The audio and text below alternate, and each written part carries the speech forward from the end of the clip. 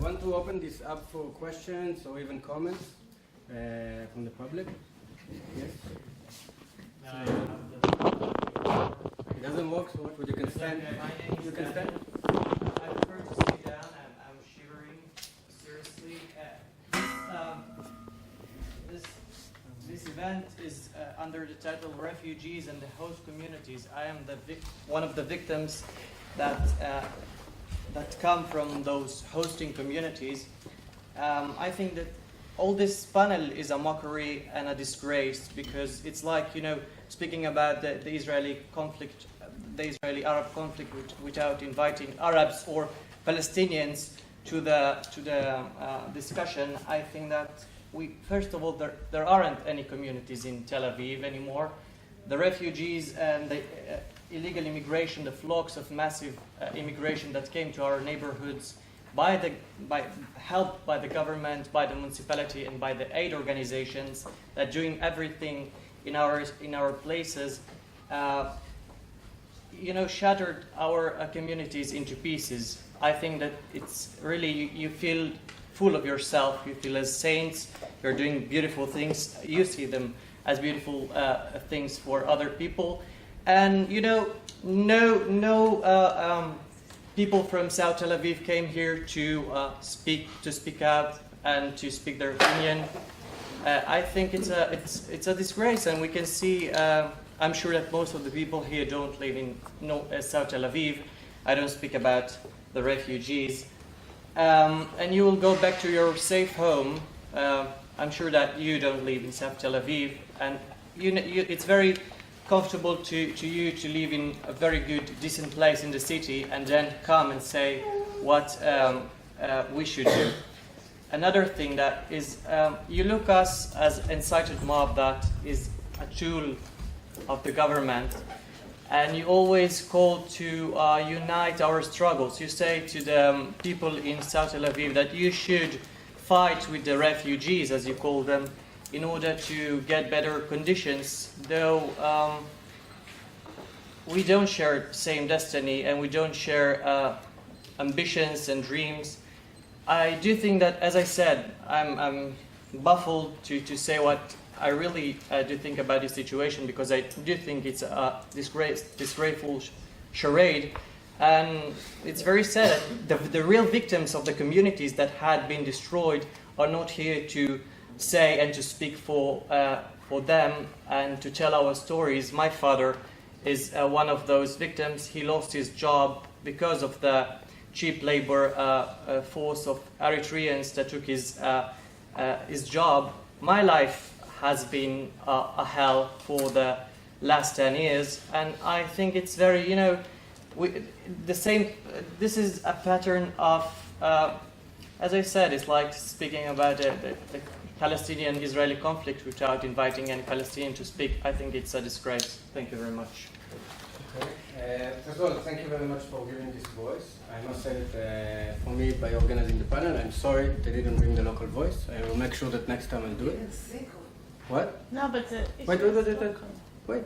And I really would like to present this as a question for the panel. Like, what about the host community in South Tel Aviv? If they are suffering from the refugee or displaced population that is coming to South Tel Aviv, what it's about their condition?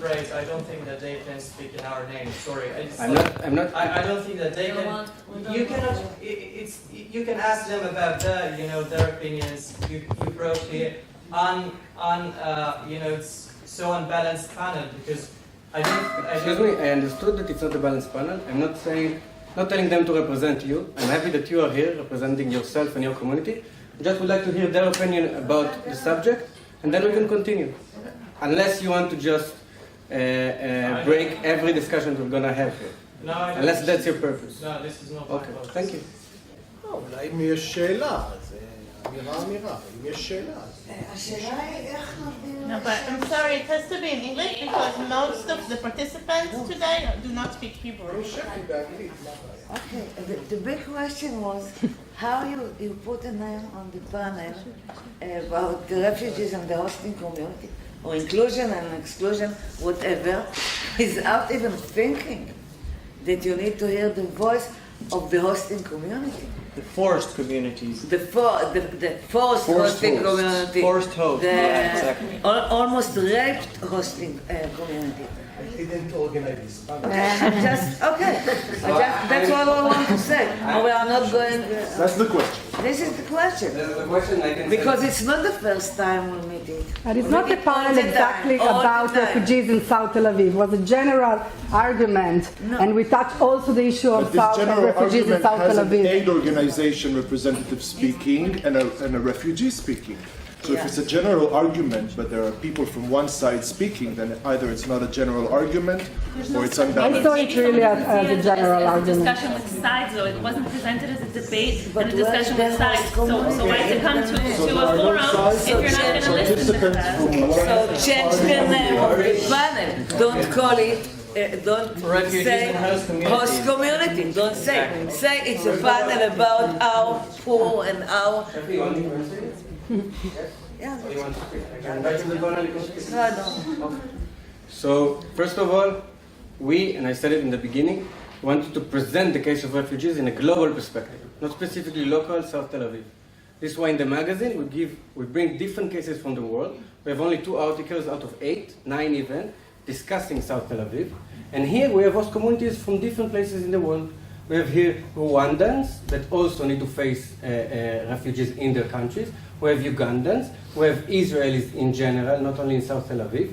Okay? So we give here a different and general perspective about the subject, and that was the goal of the panel. If you would like to have, we can organize another event focusing on South Tel Aviv, and I'll invite you personally, Shafi, to speak.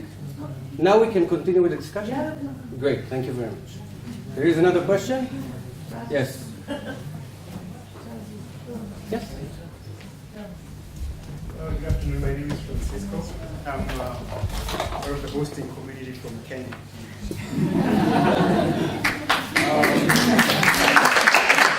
Thanks. A few things. One is just generally when we talk about Kenya and Kakuma, as our friend Sylvain demonstrated, we host one of the largest refugee camps in Africa, generally in the world. We're the second largest in Africa with around 300,000 refugees. And what the situations he portrayed are actually the truth. You know, in that number, you can imagine 17 nationalities. Think of Sudan, think of Somalia, think of now Southern Sudan, and a host of other countries. And I was even amazed that we had Congolese there. The challenge is that in our country, and I think in Israel, which probably we as democracies share, is that immigrants or refugees are sort of viewed as there's a criminalization of refugees.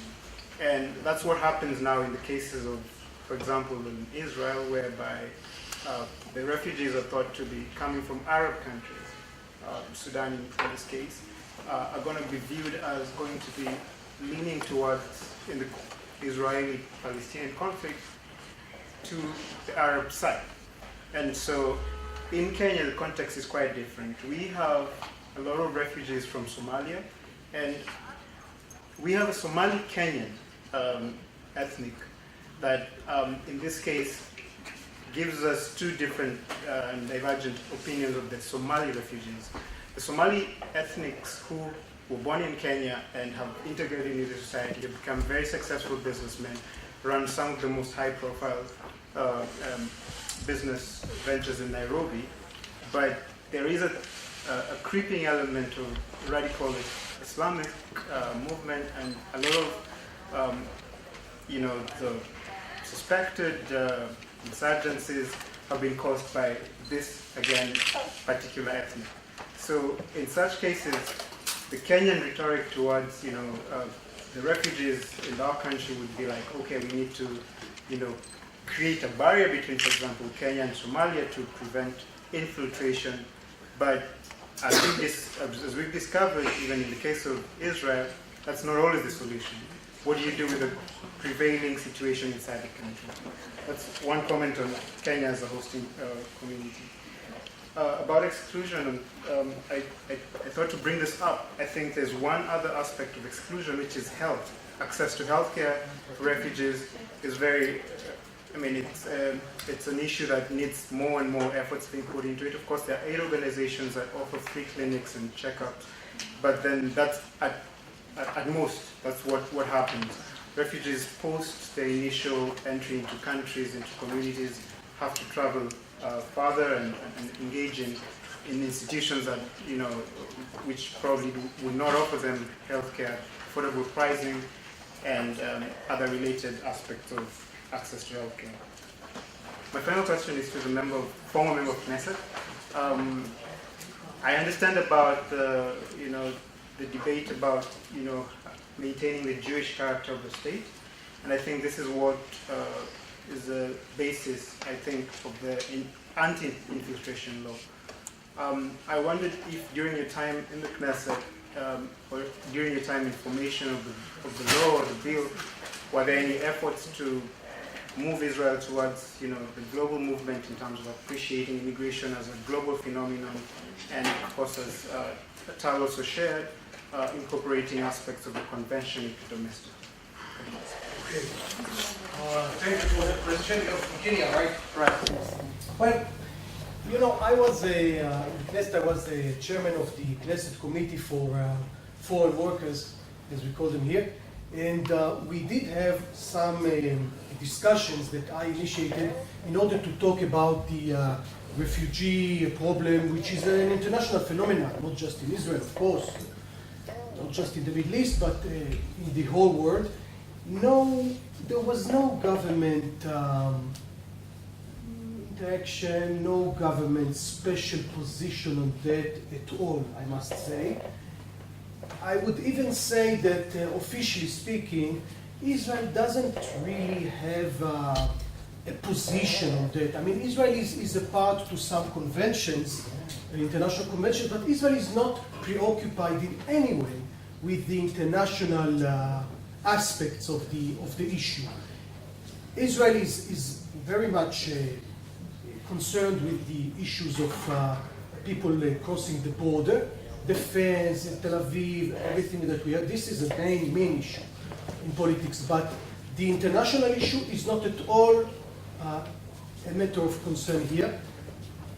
I would even say that following the news coverage of now what happens in Syria, in Europe, about the refugees, so many people in Israel say, look, now other people understand what we are dealing here with. Okay, even though in Syria just over 11 million refugees already, just from Syria. Okay, half Jordan, half Lebanon, Turkey, coming to Europe. This is a huge proportion. But nevertheless, the Israeli political scene is preoccupied with the problems here and not at all with the world problems. As I told you, and it's very important to understand this point of view, Israel is concerned with Jewish immigration. Okay, so once there is like a Jewish community under threat, like for instance in France now, there were some terrorist attacks, okay, targeting Jews, then there is a wave of immigrants coming, Jewish immigrants from France, so this is the main preoccupation of the government. And I fully agree with my colleague here that it's not only about refugees. Israel doesn't have a real foreign policy perspective. Even if you look at questions of environment, work, labor, refugees, health, etc., etc., we don't have a global view. Israel is focused with its problems here, and we have problems. By the way, it's not one or two. yeah, it's not that we are free of problems. It's a country with a lot of problems, and so, for instance, and just to finish with the refugees, you have to understand that, for instance, with Syria is just across the border. It's like a slaughterhouse. Almost 500,000 people killed already in Syria. And so Israel accepted to treat some wounded people, maybe like 1,000 so far, but no refugees. And so if you ask Israeli politicians or Israeli media, public opinion, they would be against getting refugees from Syria. Okay, so you have to understand this is a very sensitive issue. I think it should be changed. I mean, because as I said before, it's not that Israel is not dealing with these populations. For instance, as I explained, Israel is importing a lot of foreign workers to work here with a visa. Most of the, let's say, foreign non-Israeli residents here in Israel, they came legally through the Ben Gurion airport with a visa in their passport, not through the Egyptian border. They were brought by manpower companies to work mainly in agriculture, health, assistance, etc., etc. Philippines, Thailand, Nepal, now from China, as I explained. So the government does bring a lot of people, a lot, but we don't have a sound legal foundation for this entire phenomena. This is why we have this problem also in Tel Aviv. So we have to bear in mind this aspect. Thanks. Thank you, Nathan. Yeah, I just want to add something about the dynamic between host community and the refugee community. When I talked about the problem of space and exclusion, in Kenya, for example, they tried to separate the Somalis to other communities. Even Dadaab camp, as you know, it accommodates mostly Somalis and no other nationalities. And because of the ideology of the government, like he said, because of the belonging of Somalis, some of them to Islamic ideology, they are kind of isolated already and viewed in a negative way.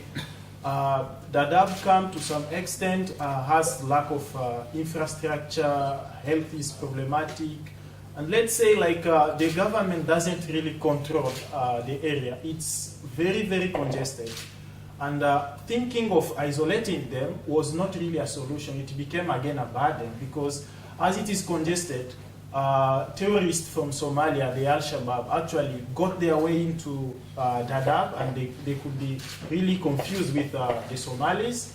And these are the people operating in Kenya, and they have become again a big, big threat to the Kenyan government. So again, I would say policies actually can help a lot in terms of putting into place like good infrastructure, control like the basic services. It will help a lot in terms of what even my friend is complaining about, like even South Tel Aviv. I'm not from there, but I've passed by, I've worked with some refugees there.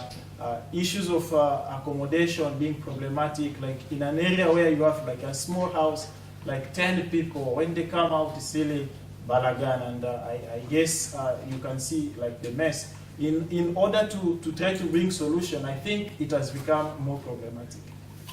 Thank you. Others? Yes, sir. I want to ask something about immigration. I work with a group of young people, refugee people. Can you raise your voice? Huh? Can you raise your voice, please? A bit. I work with a group of young refugees. They are now a volunteer in the Israeli society, not with their community, but with the Israeli society.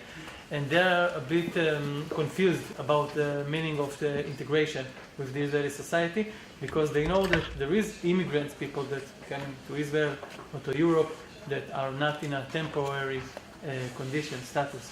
But they are in a temporary status, and they say, okay, maybe we will be here for the next 10 years, and maybe next month we won't be here.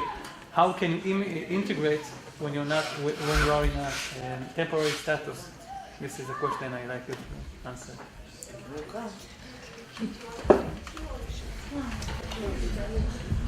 So yeah, the problem of status, that's a really tough one.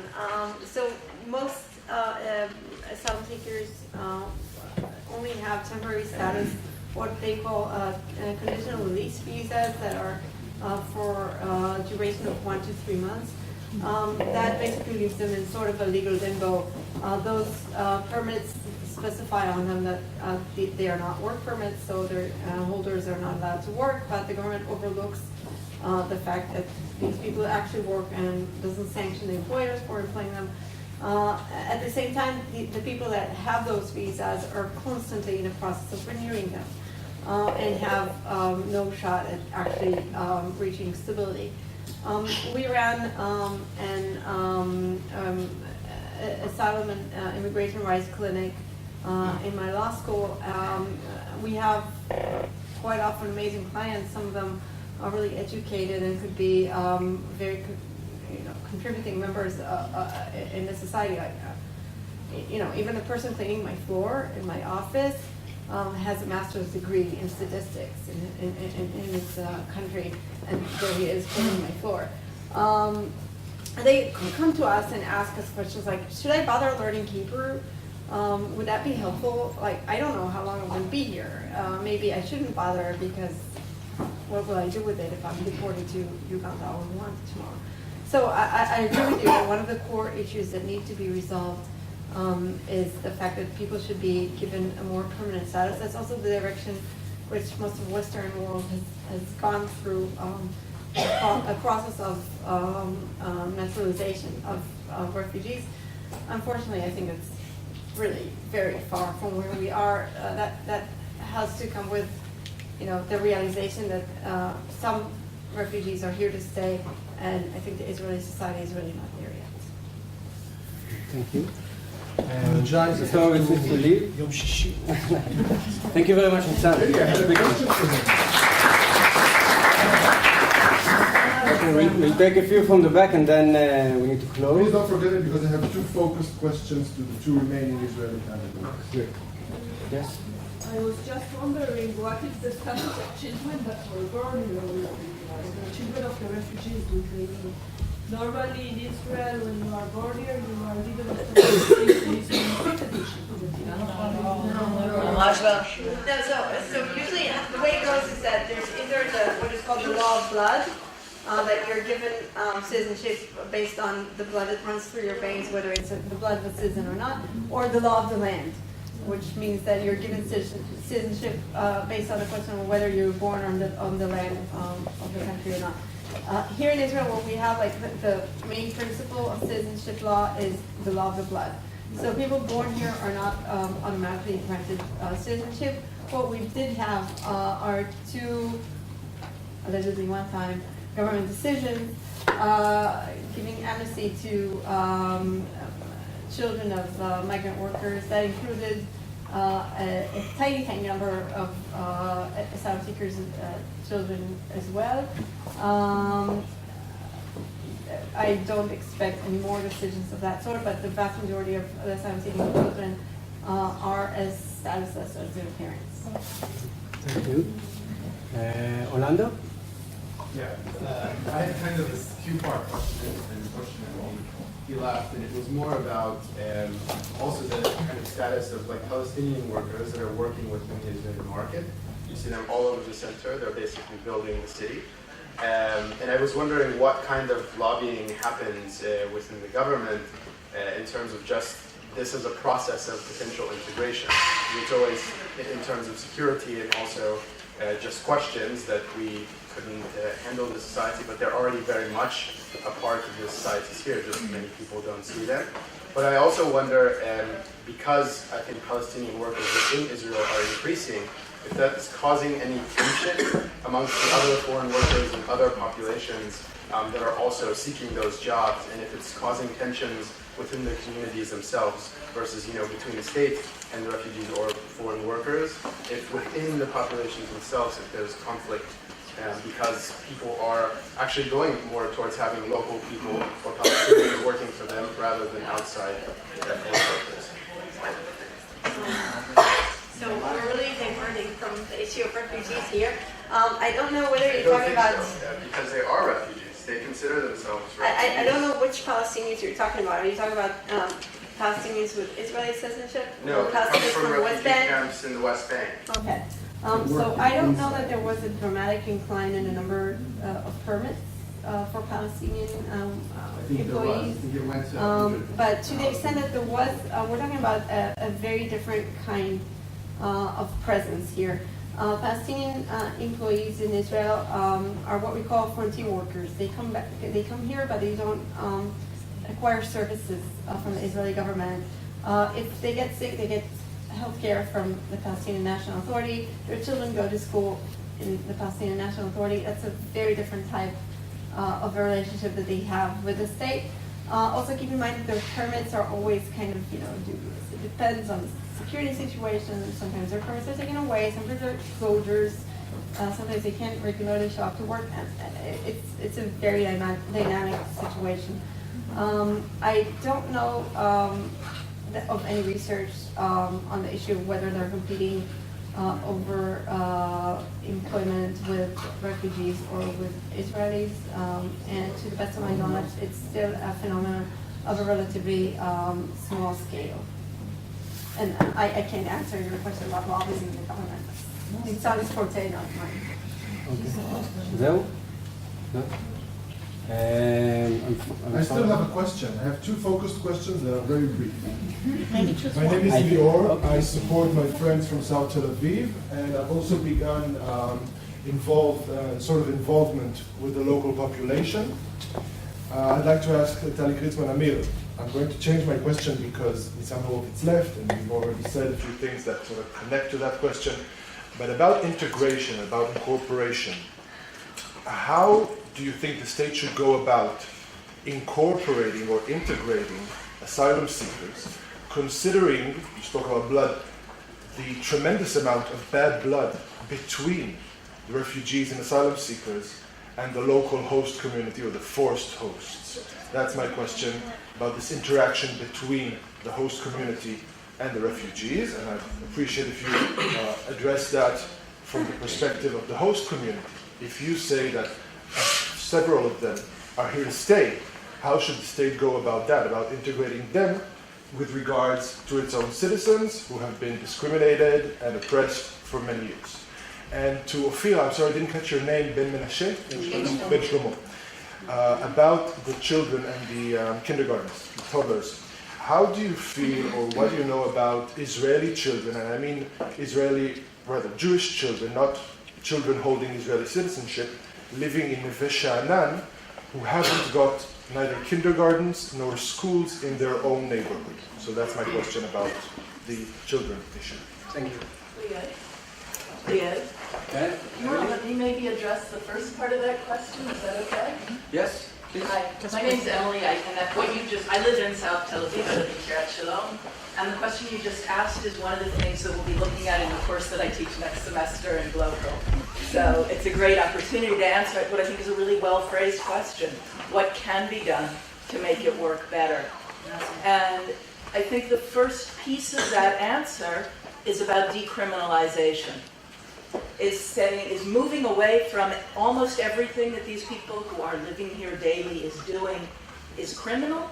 Stop the decriminalization and start using some spatial remedies and social policy remedies to see where are stores where people can legally open restaurants instead of illegally having restaurants? Where are places where they can legally sell stuff that they're making? Where are ways that they can be living in decent conditions? I understand that's not what you want on Shapira. And I walk home 4 times a week. I walk home from the central bus station through Mesilat Yeshurim to my house. And yes, I feel less safe now than I did 10 years ago. I agree with you. I also feel less safe. But the answer isn't to criminalize. The answer is to say, how do we work together so that these people who want to make a decent living, who want to be able to raise their kids well, can afford to do that? How do we work so that we can absorb them the same way? I'm going to end here because I don't want to take over the conversation. The same way that the city of New York absorbed my great-great-grandparents many, many, many years ago. Good schools, good opportunities to work well, and you don't live well at first. The housing conditions aren't great, but over time, hard work, and it gets better. That's what we need to do. We have so many I'd really like to hear Tali's addressing this issue, if only briefly. So I completely endorse what Emily said. I want to maybe add 1 or 2 things. I think, it's no, our case is no different than other countries. In many countries, some parts of the local population wasn't exactly happy about absorbing refugees and asylum seekers. I don't think we are in any way different than that, and I'm not sure that the happiness of the local population should be determining the policy. We're not happy about many things going on here. I do have to say quite often people say we don't feel safe, you don't know because you come from the south. It's true that I don't live in your part of the town. I do conduct research there. I've done research there since 2002. It wasn't exactly Switzerland back then.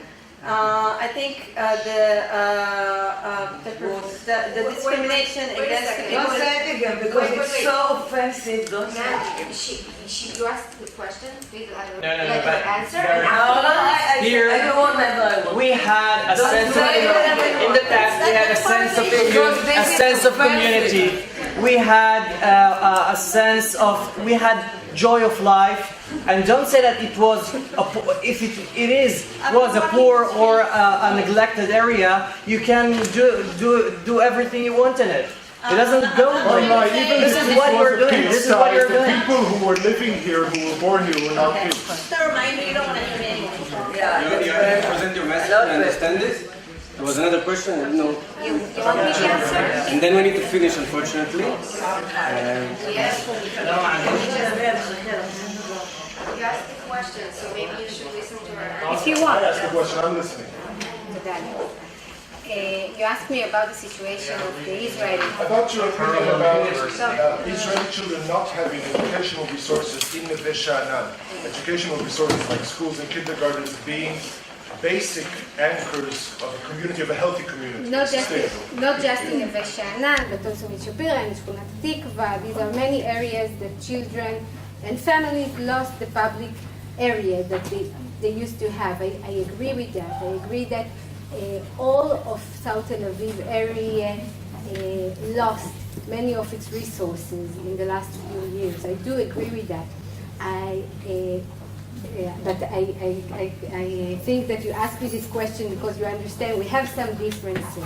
What I see as the situation of the foreigner child, the child without Israeli status, is much worse than the situation of a child with the Israeli status that have the resources of his family, of the welfare, not so much, but does have the social security system, the welfare system, the health system. They do have that.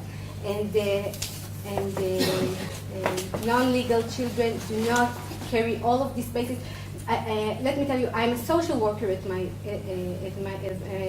profession, and I do understand that when we speak about families in need, Israeli family in need, we are talking about massive lack of resources and really, really severe problems.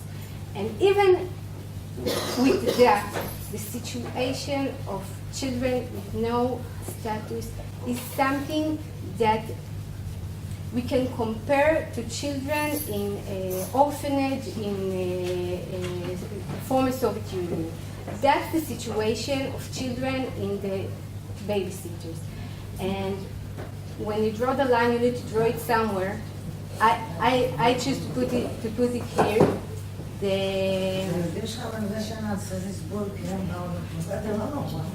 I choose to put it here. If the what's her name? Emily. What's her name? Emily Silverman. Emily Silver. If I relate to what she said, I think that all children of South Tel Aviv should have better life.